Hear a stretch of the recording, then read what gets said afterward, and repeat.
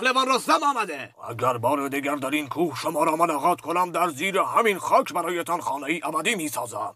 حال دور شوید. به چشم. راه بیافتید میرویم.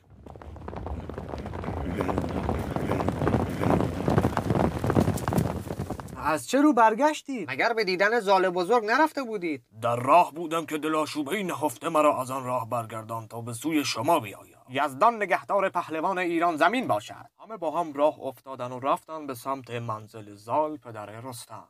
رستم فرزندم، درخواستی از تو دارم. در خدمتگزاری حاضرم پدر. بگویید چیست کارتان تا مشکل را چاره سازم. پسر هیچ وقت تو زندگیم فکر نمی‌کردم بتونم مکالمه رستم و زالو از نزدیک ببینم. من که کلا فکرشو نمی‌کردم بخوام ببینمشون، چه برسه به مکالمه.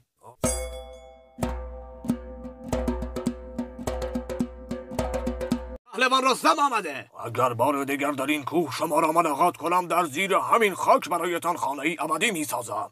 حال دور شوید. به چشم. راه بیافتید میرویم.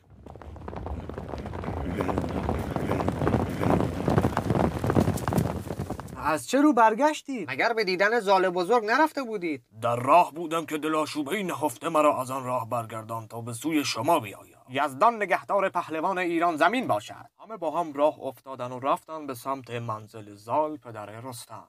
رستم فرزندم، درخواستی از تو دارم. در خدمتگزاری حاضرم پدر. بگویید چیست کارتان تا مشکل را چاره سازم. پسر هیچ وقت تو زندگیم فکر نمی‌کردم بتونم مکالمه رستم و زالو از نزدیک ببینم. من که کلا فکرشو نمی‌کردم بخوام ببینمشون، چه برسه به مکالمه.